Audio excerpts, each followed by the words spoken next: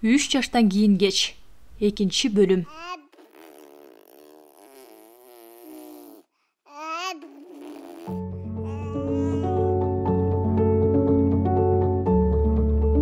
Балага эмне пайдалуу? Наристелерди окутуунун даяр рецептери жок. Буга чейин мен баланын сырткы чөйрөнүн маанилүүлүгү жана анын кийинки жашоосуна тийгизген таасири жөнүндө кеп калдым. Көптөгөн үй-бүлөлөрдө, анын ичинде Жапон үй-бүлөлөрүндө дагы энелер балдардын тарбиясы боюнча бүт жоопкерчиликти өз моюндарына алышат. Бирок менин айтайын дегеним, кичинекей балдардын тарбиясы менен алектенгендердин бардыгына арналат. Эне балага тарбия берүүдө анын кайсы өнүгүү баскычында экендигин эске алып, баарынан мурда өзүнүн кыял күчүн жана чыгармачылыгын колдонушу керек. Мен бере турган кеңештерди идея катары гана кабылдоо керек. Ар бирине баласына мүнөздүү өзгөчөлүктөргө же өнүгүү деңгээлине карата тигил же бул кеңешти кабылдаса же жокко чыгарса болот. Мен дайыма баланы жакшы музыка жана сүрөт менен курчоо керек дегенде, ак ниеттүү энелер жакшы музыка жана чыныгы сүрөт дегенде эмнелерди айткым келип жаткандыгын сурашат.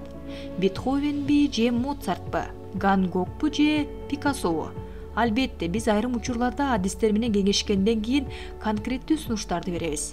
Бирок ата-энелер биздин айткандарыбызды догма катары кабыл албастан баласынын өзгөчөлүктөрүнө карата биздин сунуштарыбызды ылайыкташтырып алуулары максатка ылайык. Адатта жапондор даяр рецепттерди издешет. Конкреттүү жагдайда так кадамдарды жасаш керек болгондо алар өздөрүнүн ишенимсиз сезишет. Бирок тарбияда өзгөчө наристе куракта даяр формулалар болушу мүмкүн эмес. Эгерде эне бир нерсени баласы үчүн жакшы экендигин сезип жатса, аны кечиктирбестен бериши керек. Даяр формулаларды күткөн мындай жагдай Жапон тарбиясынын кемчилиги. Мисалы, эгерде бала 4 жашта болсо, ал бала бакчага барышы керек. 6 жаштагылар мектепке. Мындай жалпы кабыл алынган курактык мезгилге таянган система баланын өздүк өнүгүү деңгээлин жокко чыгарууда. Жапониядагы билим берүү ар бир куракка карата бекитилген программага негизделет. Кенче курактагы өнүгүү дагы ушундай эле кабылданат. Эгерде так эрежелер берилбесе, эч ким аны жасап көрүүгө киришпейт. Менин пикирим боюнча даяр формулаларга жана ченемдерге сын көз караш менен мамиле кылуу керек.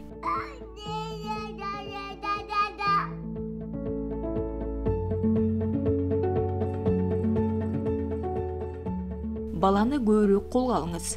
Бала ызылдаганда апасы колуна алат. Ал ыйлаганын токтотуп күлө баштайт. Мындай жагдай кимге гана тааныш эмес. Ар бир ата-эне мындай абалды жүздөгөн жолу баштан өткөргөн. Бирок салттуу акылмандык балага ыйлаган сайын колго ала берүүнү туура көрбөйт.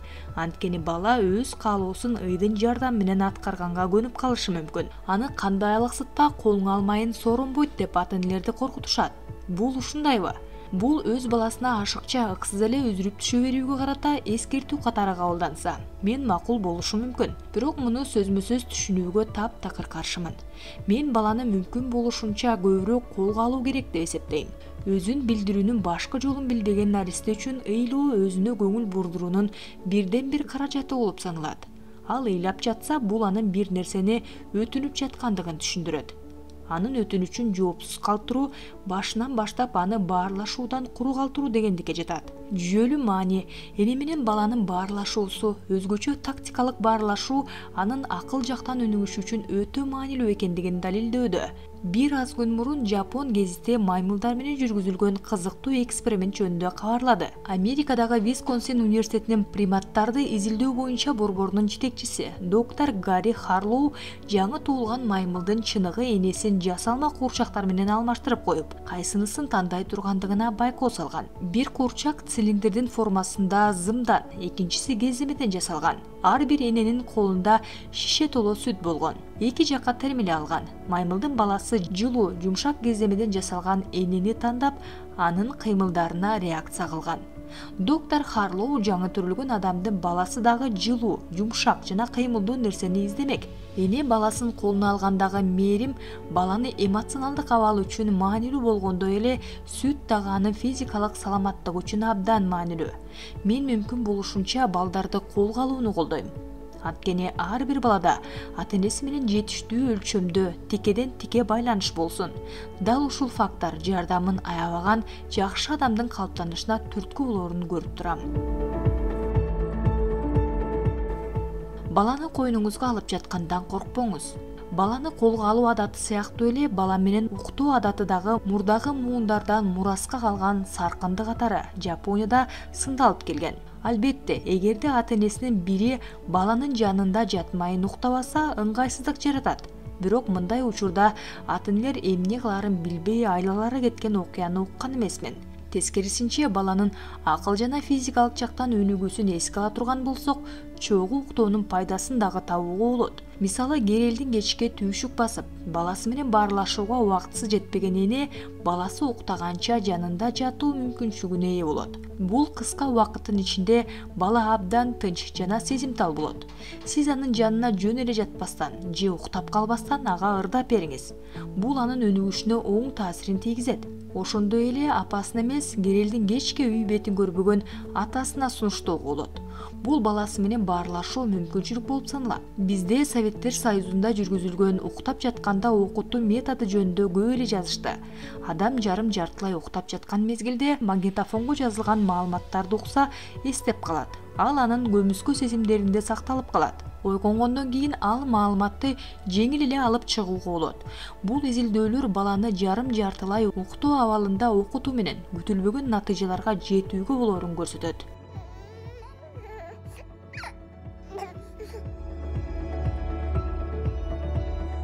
Музыкалык угуму жок эне тарбиялаган бала дагы музыкалык угуму жок болуп чоңоет. Менин баламдын угуму жок, эмне кыларымды билбейм. Бул атасы тараптан болсо керек. Алардын үй бүлөсүндө эч кимисинин музыкага шыгы жок. Бул генетикалык жактан болсо керек. Мен мындай даттанууларды көп эле угуп жүрөм. Ооба, чындыгында эле музыкалык угуму начар балдар бар. Алардын ата-энелеринин кулагын аю басып кеткен деп айтылат. Бирок бул кенемте ата-энелердин балдарына өтүшү дагы мүмкүн болсо да, музыкалык шыгы жоктун генетикалык жактан берилет дегендикке жатпайт. Мисалы, эненин угуму жок, а бала болсо анын бешигирин таптакыр туура эмес оон менен күндө угуп жүрөт дейли. Ал бул ырды эстеп калат да, кийин өнөкөт катары колдонот. Туура эмес ырдайт. Апасы анын ырын уккандан кийин баласынын угуму жок. Дегеле угум Кудайдан берилгени деп айтылышы мүмкүн. Эгерде Моцарт менен Бетховенди ушундай апалар тарбияласа, музыкалык угуму начар болуп калмак. Менин теориям боюнча угуму жок энеден төрөлгөн, угуму жок делген балдар өзгөчө угуу жөндөмүнө ээ. Алар туура эмес угулган уон, күбөлөрдү дал өзүндөй кылып эстеп калгандыгы көп нерсени айтып турат. Эми музыкалык угумдун жоктугу тукум куучулук аркылуу берилбей тургандыгын көрсөтүү үчүн бир адамдын таржымалын айтып берейин. Доктор Шиничи Сузуки 6 жаштагы баланы окутууга алып, анын музыкалык угумун калыбына келтирген. Бул баланын апасынын музыкалык угуму жок эле. Доктор Сузукинин тезиси төмөндөгүдөй болгон. Баланын угуму жок, анткени энесинде жок. Энеси ага туура эмес ырдап берип жүргөн ырды классикалык оону менен дайыма коюп берип угузган. Акырындык менен апасынын туура эмес созгон оону туура созулган оонго орун бошотуп берген. Кийинчерээк ошол бала музыкалык билимин улантып, Брамс менен Бетховендин скрипка концертинде таптакыр катасыз ойногон. Жада калса Канадада бир нече жеке концертин берген. Демек, музыкалык кабылдоо, мүнөздүн жана жөндөмдүүлүктөрдүн өнүгүшү ата-энелердин өнөкөттөрүнүн таасиринин астында калыптанат. Ата-энелердин жүрүм турумдагы маани берилбеген майда барат нерселер балага күчтүү таасир этиши мүмкүн. Баланын ыйын эч качан этибарга албай койбоңуз.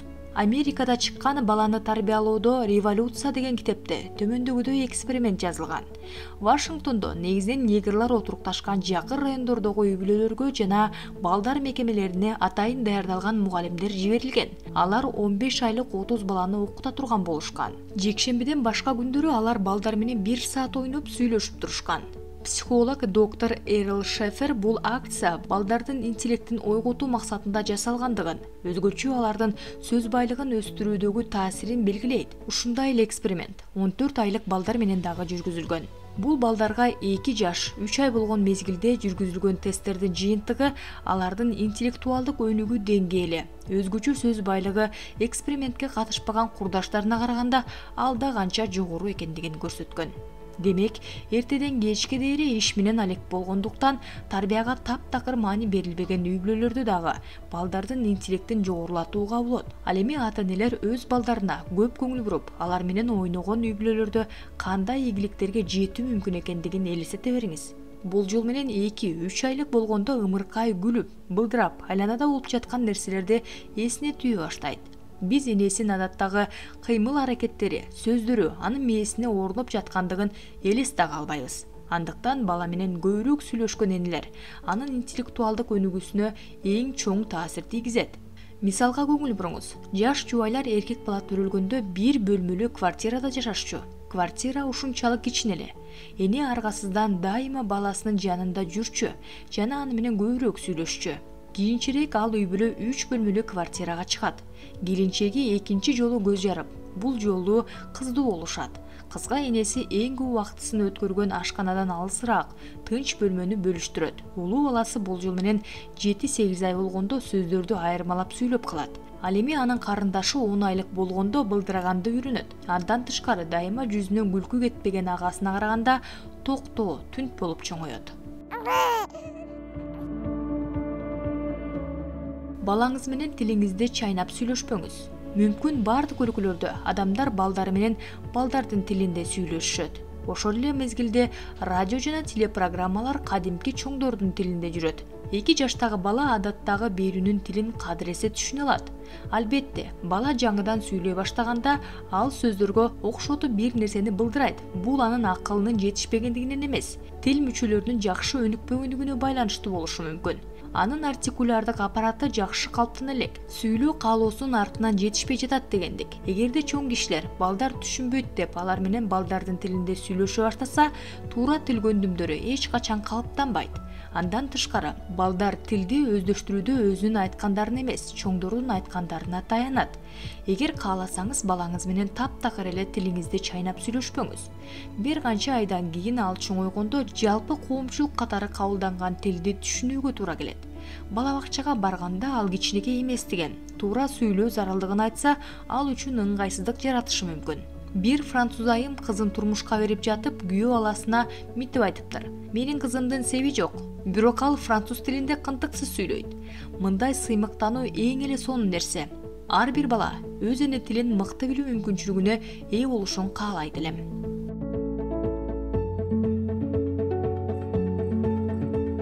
Балага көңүл бурбоо эркелеткенден дагы жаман. АКШда негрлардын абалы барган сайын тынчсызданууларды пайда кылууда. Анын тамыры расалык ырым-жырымдарга гана эмес, негрлердин мектепке чейинки билим берүү системасында. Гарлемде жана Нью-Йорктун башка негрлер жашаган райондорунда жүздөгөн социологиялык изилдөөлөр түстүү балдар менен актардын ортосундагы акыл коэффициентиндеги айырмачылык мектепке чейинки жашоо шарттарынан улам келип чыкканын көрсөттү. Мектеп жашына чейин толук кандуу берилбеген тарбия мектепте дагы тереңдөөдө. Жакырчылык көптөгөн ата-энелерди балдарын кароосуз калтырууга мажбурлоодо. Алар нан табуунун убарасы менен жүрүшөт. Балдар төрөлгөндөн баштап өздөрү менен өздөрү алек. Тескерисинче ак балдар ата-энеси жана мугалимдери тарабынан камкордукка алынат, муктаждыктарына көңүл бурулат. Бул алардын ортосунда айырмачылыктарды жаратып, актар менен каралардын ортосундагы мамилелерде көйгөйлөрдү жаратууда. Бул көйгөйлөр азыркы кезге чейин чечилбей келе жатат. Ар кандай шарттарда жашаган үй бүлөлөрдө акылдуу жана макул, таланттуу жана дээринде жок балдар өсүп жаткан өлкөмдө да ушундай көйгөйлөр бар.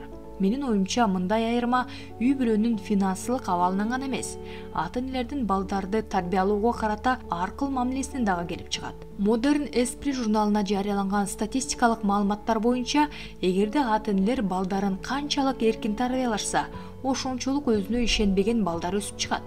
Адатта мындай балдарга мээрим жетишпейт. Алар бардык убакытта чоң кишилердин көңүл буруусуна муктаж.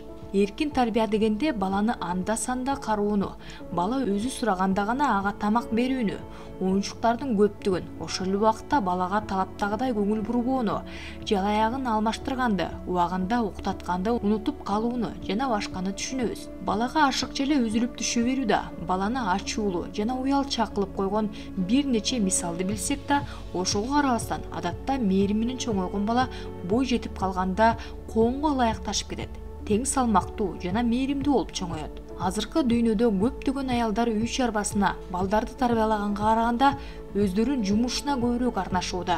Ошондуктан ачкыч мойнуна асылган балдардын саны көбөйдү. Алар мектептен кийин бош квартирага барышат. Мен ата-энелердин экөөсү тең иштеп, акча табышына каршы эмесмин. Бирок балдарды эркин тарбиялайбыз деп жалгыз калтырууга, аларды чоң кишилердин мээриминен жана кароосунан куру калтырууга болбой тургандыгына ишенем. Бул куракта алар мээримге муктаж.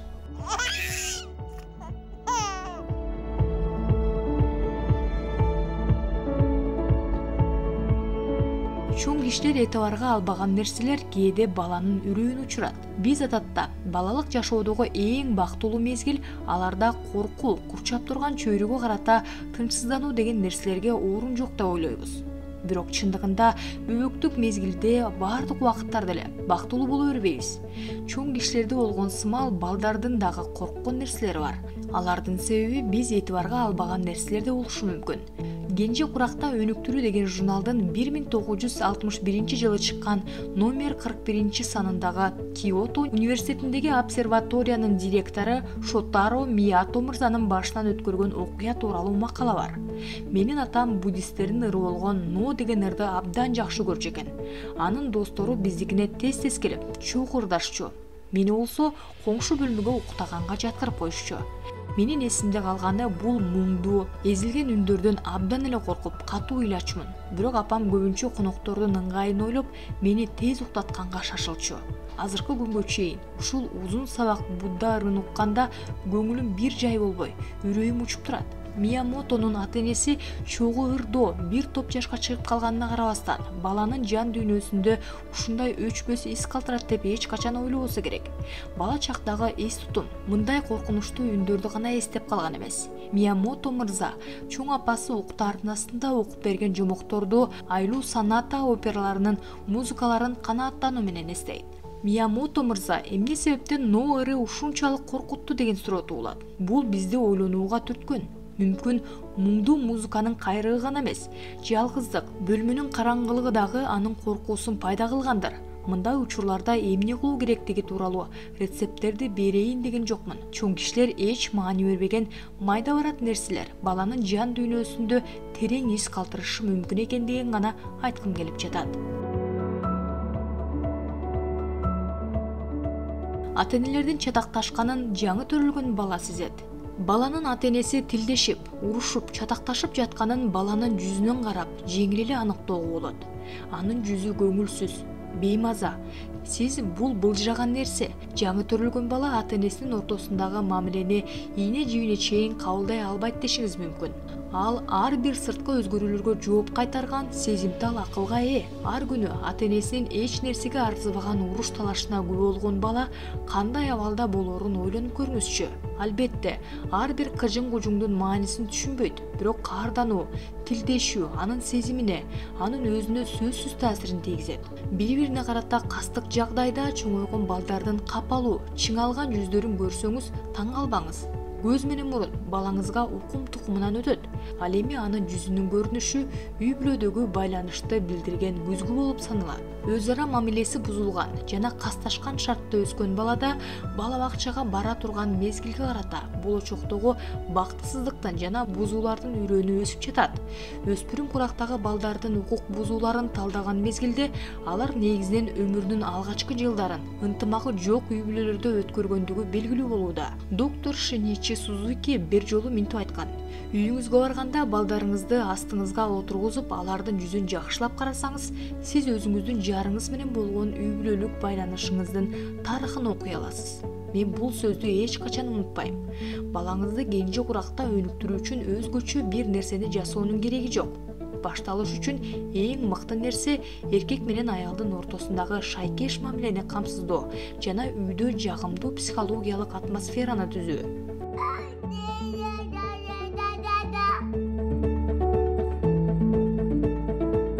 Ата-энелердин кызуу кандуулугу жугуштуу. Менин балам атасына окшоп түрү суук же менин кызым апасына окшоп жүдөө.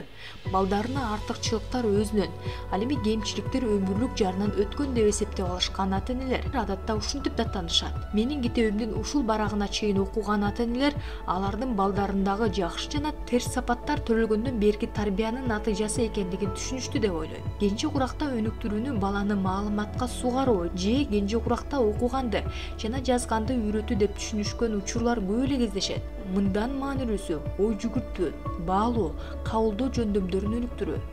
Бул үчүн атайын программалар жок. Ата-энелер өздөрүн кандай алып жүрүшөт?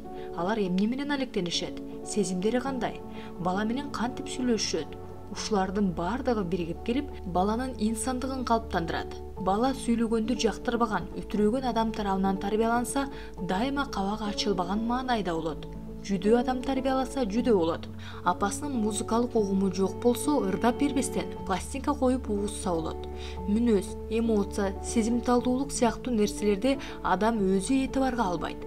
Адам өз кемчиликтерин билсе дагы аларды оңдоо оңой эмес. Андыктан өзүбүздүн жүрүм-турумубузга сак болушубуз керек. Эгерде энеси суукка урунуп калса, ал баласына илдетти жугузуп алгандан сактанат. Өзүнө жакын жолотпой же ооз-мурдун бет кап менен жаап алат. Бирок өз кемчиликтеринин балдарга өтүп кетпешинен сактанган энелердин саны өтө эле аз. Энелердеги кызуу кандуулук деген вирус суук тийгенден ал да канча жугуштуу вирус болуп саналат. Ата өзүнүн баласы менен көбүрөөк баарлашышы керек. Биздин балдарыбыз чоңойгондон кийин атасы менен өткөргөн жагымдуу убактыларын майрам сыяктуу эстешет. Анткени көптөгөн үй бүлөлөрдө бул дайым эле боло бербейт. Менин тоң уулум биз чогуу жашаган нерселерди азыркыга чейин эстейт. Мисалы, бир жолу деңизде кайыкка түшүп кайтып келе жаткандагы кызыл фасоль жегенибизден бери эстейт. Бул мындан 30 жыл мурун болгон окуя. Мен ал жөнүндө таптакыр унутуп калдым. Салт боюнча аталарга негизинен авторитардык роль берилчү. Ал негизинен тартип сакчылыкка көңүл буруп, балдардын күндөлүк камкордугуна сейрек катышчу.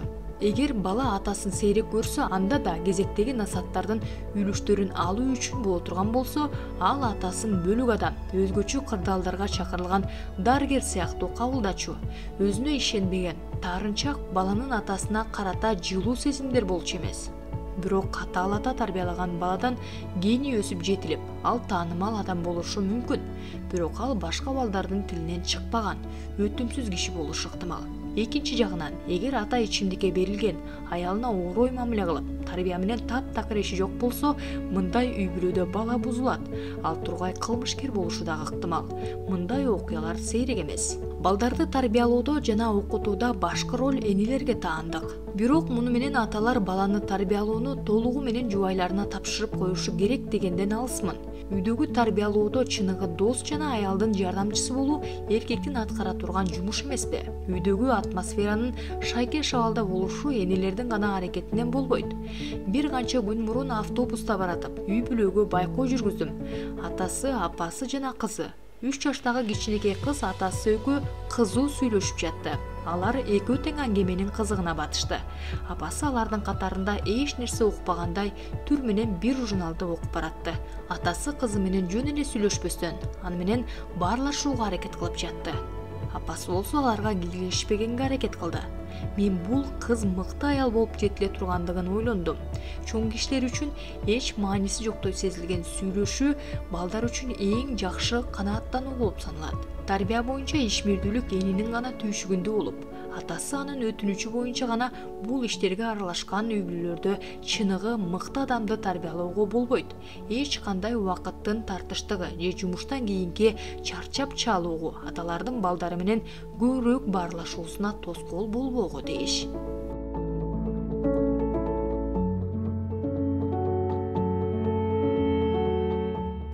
Үй бүлөдө балдар канчалык көп болсо, алар бири-бири менен ошончолук жакшы баарлашат.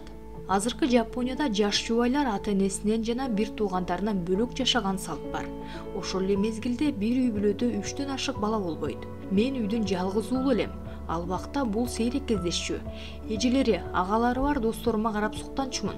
Бири-бири менен ойноп, урушуп, чуручу болгон үй бүлөлөргө дайыма баргым келчү. Айрыкча үй бүлөнүн туң баласы көп учурда азыраак өнүгүп, токтоо болот эмеспи? Анын жакшы манералары бар, бирок анда шайырлык жетишпейт. Же болбосо тескерисинче. Менин досум бир туугандарынын ортончусу. Эр жүрөк, өзүнө ишенген, керек болсо тайманбас. Ал бир туугандары капа кылса такыр ыйлач эмес. Мындай жагдайлардын көбүсү мен эле эмес, көп эле кездешет. Бир ата-энеден төрөлүп, тарбия алган балдардын мүнөзү жана жөндөмдүүлүктөрү боюнча эмне үчүн ар башка болушат. Адатта ата-энелер экинчи же үчүнчү баласына биринчидей кылып эркелете беришпейт. Ошондуктан алар салыштырмалуу өз алдынча болуп чоңоюшат. Биринчи баласы үчүн ата-энеси канчалык ыңгайлуу жагдайды түзүп, ар кандай шыктандырууларды жасабасын, ал экинчи уулундай артыкчылыктарга ээ болбойт. Анын ынактары бар. Балар менен маектешип, кармашып жүрүп, күчтүү, шайыр болуп чыга келет. Бул 3-чү жана 4-чү болуп төрөлгөн балдарга дагы тиешелүү. Алар тулкусу чымыр, духу күчтүү болуп чоңоюшат. Эгерде бала, мисалы скрипкадан сабак алып жаткан болсо, аны менен чогуу эжеси же байкеси дагы сабак алса, ийгиликтүү болоору байкалган. Адатта көп балалуу, кедей үй бүлөдө төрөлгөн таланттуу адамдар чоң ийгиликтерге жетишкен. Анткени мындай көп балалуу үй бүлөлөрдө баланын көп кырдуу жөндөмдүүлүгү жана мүнөзү жеңил өнүгөт.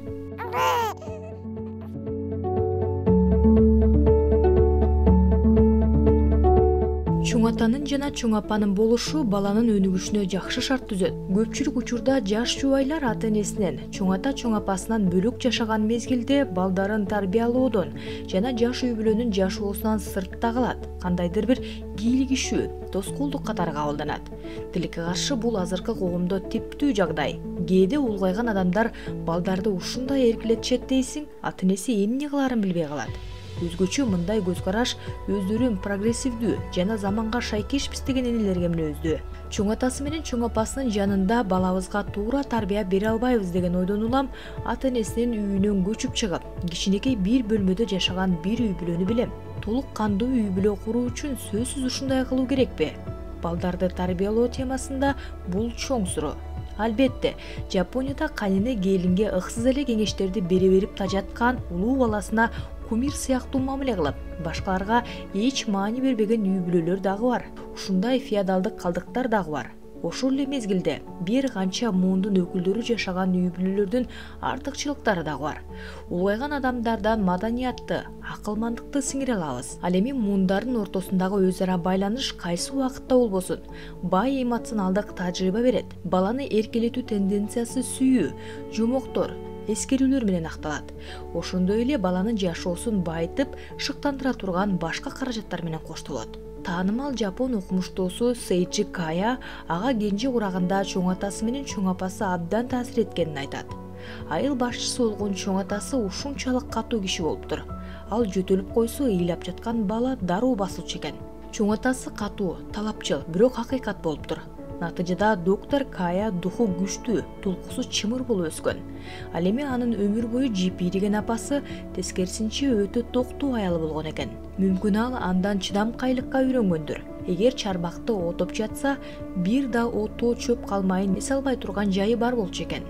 Психолог Акира Тагонун белгилөөсү боюнча, дал ушул бир ишке ыклас кое билүү жөндөмдүүлүктөр доктор Каянын мүнөзүн такшалткан, дүйнөгө атагы чыккан окумуштуу болуусуна түрткү берген. Балдардын өз ара баарлашуусун кубаттоо керек. Эртеден кечке баласынын жанында болгон ата-эне анын мүнөзүнүн өнүгүшүнө толук мүмкүнчүлүк түзөт. Бул анын акыл жактан гана өнүгүшүнө таасир этпестен сезимдерин дагы өнүктүрөт.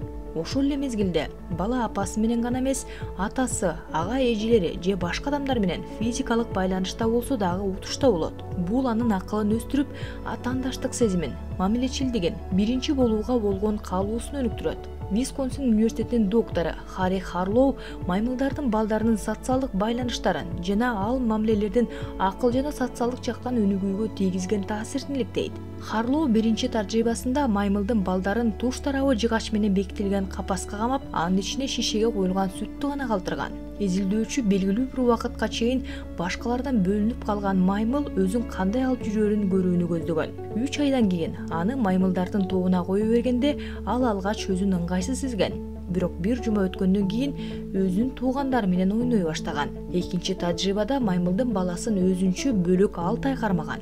Аны топко кошкондо ал бурчка жашынып алып, оочулунуп, башка маймылдар менен ойнобой койгон. 3-чү тажрыйбада маймылдын баласы 1 жыл өзүнчө кармалган. Андан кийин ал өзүндөгүдөй шартта кармалгандар менен да ойной алган эмес.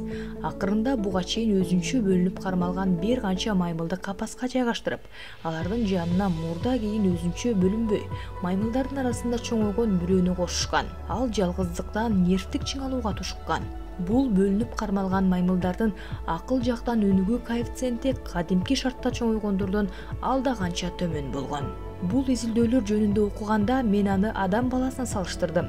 Баарлашуудан куру калган балдар башкаларга салыштырмалуу акыл жагынан артта калат жана мүнөзү оор болот. Азыр элдер бири-бири менен аз сүйлөшчү болушту. Бул балдардын тарбиясына таасир этпей койбойт. Ушуну эске алып, жок дегенде өздөрүнүн балдары үчүн апалар көбүрөөк чогулуп турушса дурус болор эле.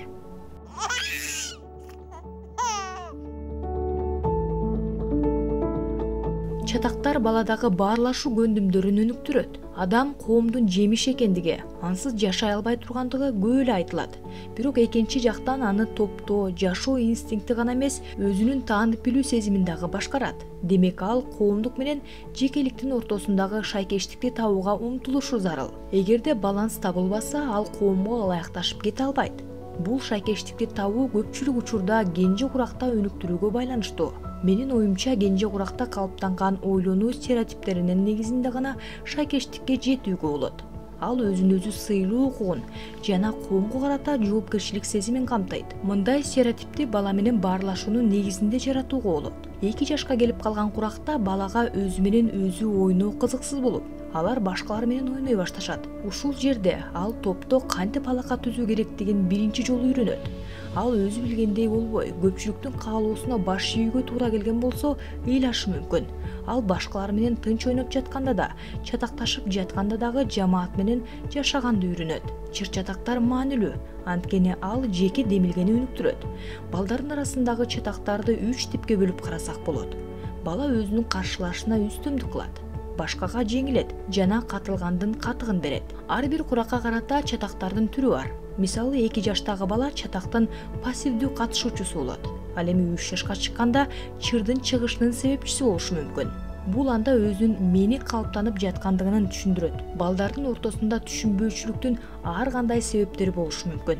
Оюнчук, чана, селкинчек үчүн күрөш же сөз менен капа кылуу чатактар себепсиз эле чыга бербейт. Балага себебин түшүндүрбөстөн чатакташкан жакшы эмес деп тилдөө, насаат айтуу жардам бербейт. Анда кызматташтык сезимин жаратпайт. Балдардын чатактарына аралашуу, алардын жааматта жашоо инстинктин өнүгүшүнө тоскоолдук кылуу деп айтууга болот. Балдардын өзүнүн логикасы бар. Алар бири-бири менен өздөрү билгендей баарлашышат. Бул жерде чоң кишилердин логикасына орун жок. Эгерде сиз балдардын чатагына чоңдордун логикасы менен карап урушууга болбой тургандыгын, башкалар менен урушкан бала жаман бала экендигин айтууга аракет кылсаңыз, балаңыз өзүнчө тултуюп, ызасын ичине катат. Чатактар жамаатта жашоодогу биринчи сабак.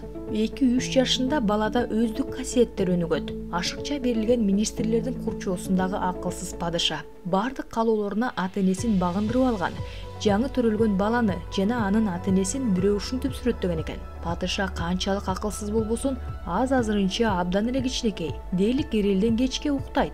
Ата-эне үчүн оорчулук жаратпайт. Бирок 2-3 жашка чыгып калганда ушунчалык өзүмчүл болушу мүмкүн. Ошондо аны башкаруу мүмкүн болбой калат. Ата-энелер аны жөнгө салууга аракет кыла башташат. Алар бала туура эмес бир нерсе кылса, күтүүсүздөн, аздектөөчүдөн катаал тарбиячыга айланып тилдешет жана жазалашат. Бала бул өнүгүү этабында күтүлгөн жыйынтыктарды бербейт. Баланын алгачкы жылында ата-энелер өздөрү байкабай, сокур министр катары мамиле кылып жатып, баланы бузуп коюшат. Бул жолду 2-3 жашта баланын өзүндө мендик сезим пайда болот. Менин ал коргоого даяр. Ал мындан кийин ата-энесин уга бербейт. Аны көбүрөөк тилдеп урган сайын тил укпас жана кежир болуп чыга келет. Ата-энеси ого бетер кыжырданат. Бул ыксыз айлампадан качуунун бир эле жолу бар. Бала 1 жашка чыкканга чейин, анын мени калыптанганга чейин аны тартипке үйрөтүү керек. Жөнөкөй эле бир мисал келтирели. Бала так режим боюнча тамактанышы керек. Ошондо ал ашыкча тамактанбайт жана төшөккө тийгенин тез коет. Андан кийин бул өнөкөт менен күрөшүү үчүн сизге кошумча убакыттын кереги жок. Эгерде бул маселеге көңүл бурбасаңыз, Эркин тарбиялоо принцибин кармансаңыз, бул бала үчүн кыйноо болушу мүмкүн. 1 жашка чейинки физикалык жазалоо баланы кемсинтпейт. Тескерисинче, 2-3 жаштагы балага кол көтөрчү болсоңуз, ал катуу реакция кылышы мүмкүн. Андыктан алгач баланы эркелетип коюп, андан кийин эле катаал боло калсаңыз, ал андагы каршылык сезимин ойготот. Ата-энеси күткөн жыйынтыктын теңирден тескери болушу мүмкүн. Демек, баланы көтөнгө чабуу ал кичинекей кезде гана мүмкүн. Ал убакытта бала аны кемсинтүү катары көрбөйт. Баладагы ачуулануу жана кызгануу алсыздыктын билдирилиши. Кичинекей бала өзүнүн сезимдерин сөз менен билдире албайт. Андыктан анын ата-энеси маанайын билүү үчүн жүзүн окуй алышы зарыл. Бардык энелер балдарын өздөрү ойлогондо жакшы билеринен күмөнүм бар. Көпчүлүк учурда үй жумуштары менен алек болуп жатып, алар балдардын сезимдерине олуттуу мамиле кыла беришпейт. Анын нааразычылыктарына жана кыжырдануусунун себептерин табууга аракет кыла беришпейт. Токио университетинин профессору, балдардын психологиясы боюнча адис Тошио Ямашито балдардын кыжырдануусунун негизги себептери катары төмөнкүлөрдү көрсөттү. Оору менен байланышкан физикалык абал, ачкалык же чарчагандык, жагымсыз окуядан же коркуудан кийинки күчтүүдүүлүгү, физикалык көнүгүүлөрдүн жетишсиздиги жана анын натыйжасында коротулган энергиянын топтолушу, өзүнүкүн бербөө каалоосу, кыжырданган ата-энесин тууроо. Бул тизмеден улам баланын кыжырдануусунун себептерин, аны курчап турган дүйнөдөн жана тарбиядан издөө керек. Ачуулануунун себептерин аныктоонун ордуна сиз аны тилдеп же ага көңүл бурбай койсоңуз, анда ал дагы өзүмчүл жана кежир болуп чоңоет. Ата-энелер өз баласынын эмоционалдык абалын абдан жакшы түшүнөбүз деп ойлошу мүмкүн. Ал эми бала болсо алардын түшүнбөй жаткандыгын сезет жана бул абал аны кыжырдантат. Ата-энелерден бекем мүнөз талап кылынат. Ал негиздүү талаптарды кежирликтен ажыратууга жардам берет. Мындай акылга сыярлык бекемдиктин жетишсиздиги баланын мүнөзүн бузат. Балада кызгануу 1,5 жашында пайда болот. Ал инилүү же карындаштуу болгондон кийин пайда болушу мүмкүн. Өзгөчө бул үй бүлөнүн туң баласына мүнөздүү. Ал жалгыз болгондо ата-эне ага гана тиешелүү болчу. Бул бала ата-энелер бири-бири менен сүйлөшүп жатканда да кызганышы мүмкүн. Мындай жүрүм-турумду жөн эле кежирлик деп кароого болбойт. Кыскасын айтканда, баладагы ар бир мүнөздүн көрүнүшүнүн принциби бар. Көпчүлүк учурда бул алсыздык. Эгерде ата-энеси анын сезимдерин этибарга албаса, тилдеп же мактап тим болсо, бала буга канааттанбайт. Ата-эненин максаты баланын капасын тартпастан анын себебин аныктоо болушу керек. Балаңызды башкалардын көзүнчө шылдыңдабаңыз. Менин бир таанышымдын сүйлөшүп жатканда мурдун кармай берген адаты бар. Бирөө менен бир нерсени далилдеп талашып жатса, өзгөчө кысылып турган абалда. Демек, нервтик чыңалуу мезгилинде даана байкалат. Ал бул жөнүндө билет. Ошон үчүн тынчсыздана. Бирок бир нерсеге алаксыганда же тынчсызданганда ал өзүн көзөмөлдөй албай калат. Колу өзүнөн өзү мурдуна тартылат. Ал бул адатты кенже курагынан бери келе жаткандыгын айтат. 3-4 жаштагы балдар кылгандай эле оюндун кызыгына батканда ал мурдун чукуй баштачу. Ата-энеси башка балдардан ийменип да койбой. Андай кылба, мурдун килтейип чоңоюп кетет деп урушуп калчу. Ушул убакытта ал автоматтык түрдө мурдун кармалап кичирейтүүгө аракет кылчу. Акырындык менен бул адатка айланып калат. Анан ал көзгөгө көп карана баштайт. Өзүнүн мурду башкалардыкынан чын эле чоң көрүнө баштайт. Натыйжада ал мүмкүн болушунча мурдун кысып кичиреткенге аракет жасай баштайт. Адаты өмүр бою калбайт. Ал мектепке бара баштаганда балдар байкап калышат, шылдыңдай башташат. Бул тынчсыздануулар ага катуу таасир этет. Ал өзүн кемчилиги бардай сезип, натыйжада абдан уялчаак болуп өсөт. Ошол эле мезгилде анын мурду анчалык деле чоң эмес болчу. Өңүндө дагы өзгөчөлүктөр жок эле. Ошондой болбогон шартта да мен мерез ата-энелерди эч түшүнбөйм. Алар өз баласынын кемчилигин көргөзмөгө койгондой болушту. Мындай жагдайлар көп эле кездешет. Көптөгөн ата-энелер балдарынын кемчилигин башкалардын көзүнчө сөз кылышат. Алар балдары эч нерсеге түшүнбөйт деп ойлошот. Бирок болор-болбос кемчилиги болсо да, эгерде аны элдин көзүнчө айта берсе, кандай зыян алып келерин эч качан биле албайсың.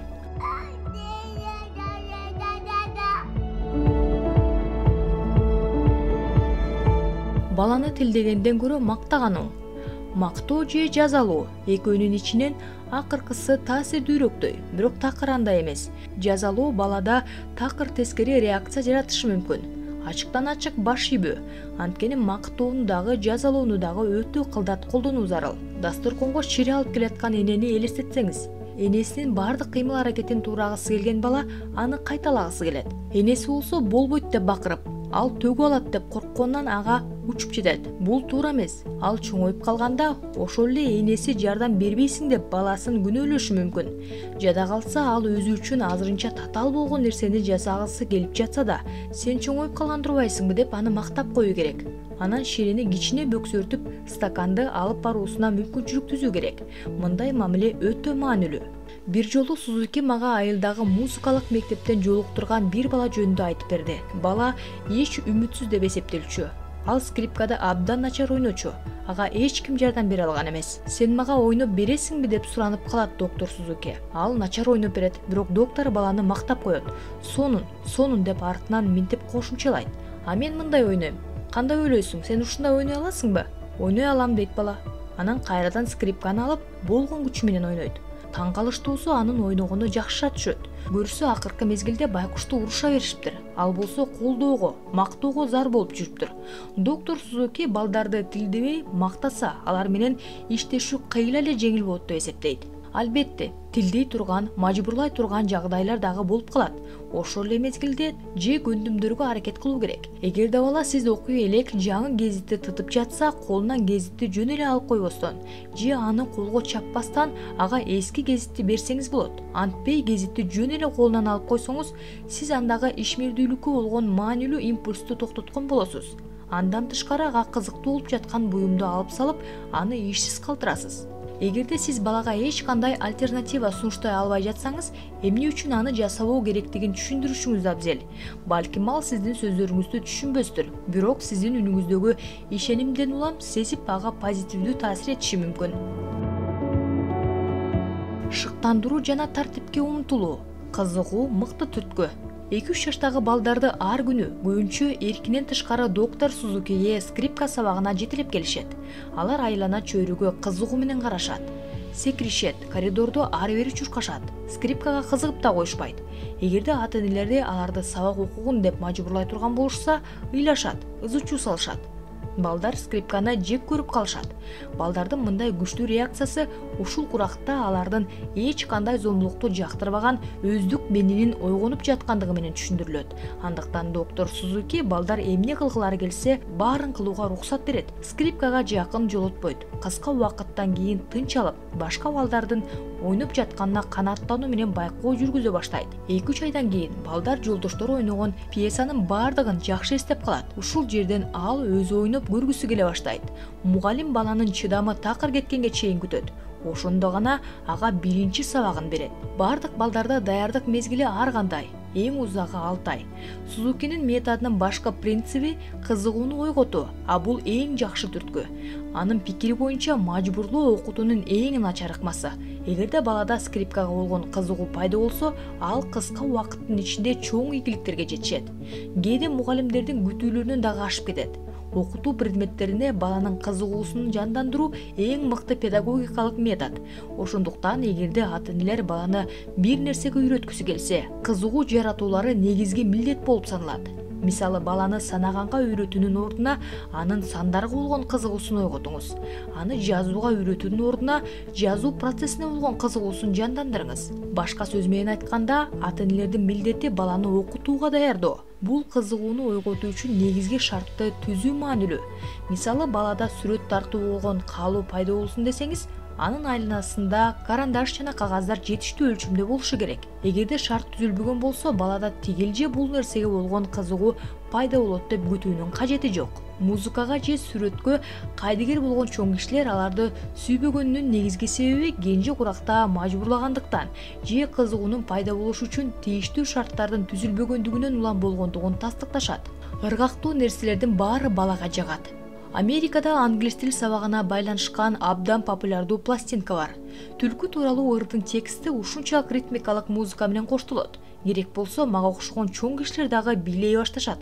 Ыргактуу музыка менен коштолгон сөздөр оңой эле эсинде калат. Эстеп калуу эч кандай атайын машыгуусуз же жаттоосуз өзүнөн өзү ишке ашат. Тилекке каршы, Жапонияда тилди музыканын коштоосунда үйрөнө турган техника иштелип чыккан. АКШда кенже курактагы балдарга тил үйрөтүүнүн ийгиликтери балдарды кыйнабастан, кызыктырууга аракет кылууда турат. Биздин көпчүлүгүбүз окуу деген сөздө терс реакция кылабыз. биз алдын ала терс мамиледебиз. Анткени окуу биздин аң сезимибизде эркиндигибизди кыйноо менен байланыштырат. Негизи окуу канааттануу менен коштолушу керек. Биз ошондо чоң ийгиликтерге жетебиз. Бир кечилдин баласы ар бир аткан таңда ата ырдаган диний сутраларды жөн эле жаттап алган. Сутраларды гонг үнүнүн алдында ырдашкандыктан бала үчүн аларды жаттап алуу кыйынга турган эмес. Эгерде аны жаттатууга мажбурлай турган болсо, ал үчүн абдан оор тапшырма катары кабылданмак. Балдар кызыктуу нерселерди туура, кызыксыздарды туура эмес деп эсептешет. Сиз дубал кагазын айырып салгандык үчүн баланы тилдейсизби? Сиз ага бул жакшы эмес экендигин кантип түшүндүрөсүз? Сиз үчүн жакшы же жаман жеке тажрыйбаңызга, жалпы коом тарабынан кабылданган моралдык нормаларга байланышкан. Бирок кичинекей балада тажрыйба жок. Дубал кагазын тытуу жакшыбы же жаманбы деп чечим кабыл алууга таяныч жок. Эгерде аны тилдесеңиз, жагымсыз жыйынтыктардан качуу үчүн муну кайталабашы мүмкүн. Ошол эле мезгилде ушул окуя анда жаңыдан гана пайда болуп келе жаткан чыгармачылыкка болгон умтулууну жок кылып коюшу ыктымал. Балдардын психологу Сейширо Аоки баладагы жакшы жана жаман деген түшүнүктөрдүн калыптанышынын негизинен бала үчүн жакшы деген нерсе кызыктуу жана өзүнө тарткан нерселер. Мисалы, уурдалып кеткен балдардан буга чейинки бардык эскерүүлөргө карабастан эмне үчүн бейтааныш адамдарды ээрчип кете бердиң деп сурашканда, алар менен абдан кызыктуу деп түшүндүрүшкөн. Балдарды уурдаган адамдар кыязы баланын психологиясын жакшы билишет. Алар аны кызыктыра алышат. Эмне менен кызыктырганды дагы билишет. Кичинекей бала кызыктуу нерселердин баарын жакшы деп эсептеп, эч бир жамандыкты ойлобостон ууруну ээрчип кете берет. Бул жакшы жана жагымдуу деген түшүнүктөрдү бириктирүү кенже курактагы мезгилге гана мүнөздүү нерсе. Акырындык менен бала тажрыйбалуу боло баштайт. Эми ал сени мактай турган нерселердин бардыгы жакшы деп кабылдай баштайт. Эгерде ага берилген тапшырманы аткаргандык үчүн мактоо укса, ал туура кылдым, жакшы деп ойлонот. Тескерисинче аны тилдеп же жазылай турган болушса, демек туура эмес иш кылдым. Жагымсыз сезимдер, жаман деген түшүнүк менен байланыштырат. Мисалы, сиз баланы скрипкада жаман ойногону же шар окуй албагандыгы үчүн жемелейсиз. Бала окуу процессин бардыгын кыйынчылык тартуулай турган нерсе, демек начар нерсе деп кабылдайт. Көпчүлүк музыканы же англис тили боюнча сабакты жагымсыз сезимдер менен байланыштыргандыгы үчүн гана жек көрөбүз. Андыктан балага эмне жакшы жана эмне жаман деген өз түшүнүгүңүздү таңуулагандын ордуна, ал жакшы нерселерди кылып жатса, жагымдуу эмоцияларды, жаман нерселерди кылып жатса, жагымсыз эмоцияларды чыгаруу кыйла жемиштүү болмок.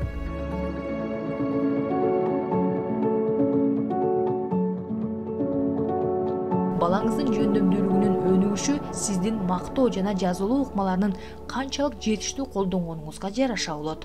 Баланын кызыгуусу бекемделүүгө муктаж. Албетте, баланы тарбиялоодо кызыгуу мыкты ышыктандыргыч. Бирок бул жерде бир маселе бар. Баланын бир нерсеге көңүлдөнүүсү тез жоголот. Анткени анын кызыгуусу чексиз.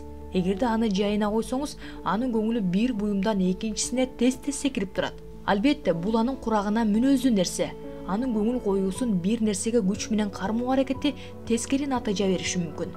Баланын кызыгуусу дүйнөнү таанууга маанилүү шарт жана анын акыл жана интеллектуалдык өнүгүүсү үчүн маанилүү. Мен балага толук эркиндик берүүнү сунуш кылбайт элем. Ал үчүн бир эле нерсеге такалып калуу, бул абалдын татаал формасы аутизм деп аталат. Жана бир нерсеге көңүл токтотпостон ары бери чабыла берүү дагы коркунучтуу. Натыйжада ал жеңил адам болуп өсүшү мүмкүн. Бала өзүн курчап турган чөйрөдөгү кызыктуу буюмдардан жана дили менен ойной турган бир нерсени таап алат. Ага жанында бирөөнүн турушу дагы маанилүү эмес. Адатта чоң кишилердин жардамы керек болот. Баланын тигил же бул нерсеге болгон кызыгуусунун сакталып калышы, өнүгүшү же кыска убакыттын ичинде жоголушу чоң кишилердин канчалык тез байкап, реакция кылуусу менен байланышкан. Андыктан бул мүмкүнчүлүктөрдү колдон чыгарбоо өтө маанилүү. Биз баланын кайсы кызыгуусу, жөндөмдүүлүгү өсүп жетилерин билбейбиз. Ошентсе да анда аларды өнүктүрүүгө мүмкүнчүлүк болушу керек.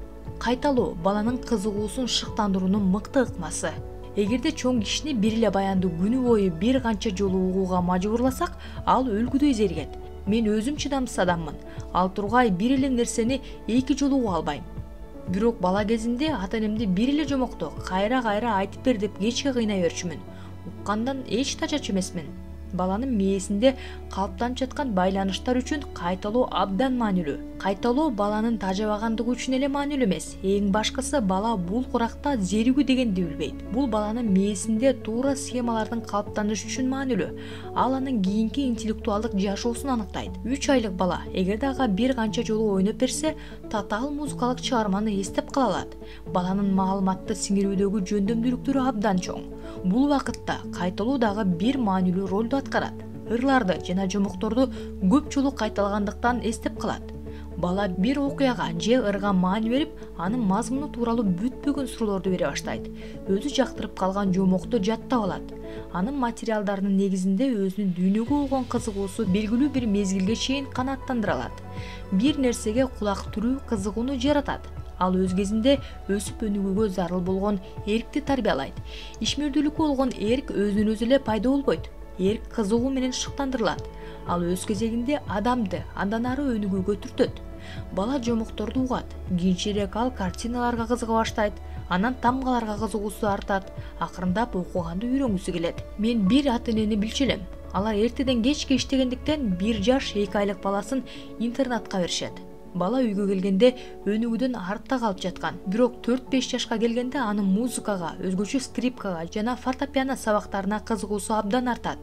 Мындай күтүүсүздөн ашып ташкан кызыгуу каяктан чыкканын ата-энеси түшүнө албайт. Алар интернатта уктаардын алдында Моцарттын жана Шуберттин бешик ырларын угусканына карабастан, баланын интеллектуалдык жактан жеткиликтүү шыктандырылбагандыгын түшүнүшчү. Бир жагынан интеллектуалдык жактан жеткиликтүү шыктандырылбагандыгы, экинчи жагынан бир эле музыканы кайталай бергендиги баланын акыл жактан өнүгүүсүн жайлаткан, бирок анын музыкага болгон сезгичтигин жогорулаткан. Бул окуя абдан көрсөтмөлүү жана кенже курактагы балдарга ар кандай таасир этүүнүн бир жактуу эмес экендигин көрсөтөт.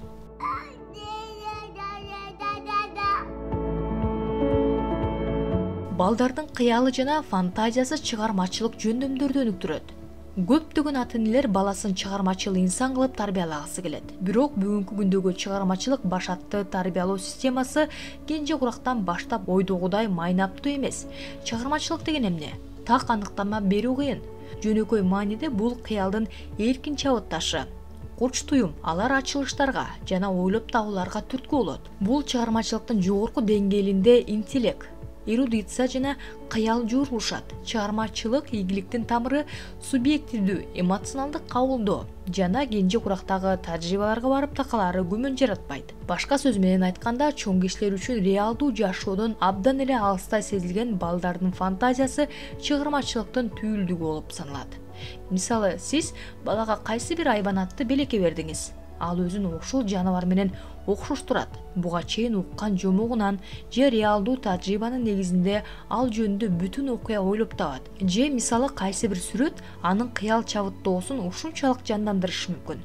Чоң кишилер мындай нерсеге эч жөндөмсүз. Леонардо да Винчи кичинекей кезинде шыптын астында учуп жүргөн жез кемпирлерди шыптын жаракаларынан, тактарынан кыймылдап көрүнгөндөй ар кандай укмуштуу жаныбарларды көрчү экен.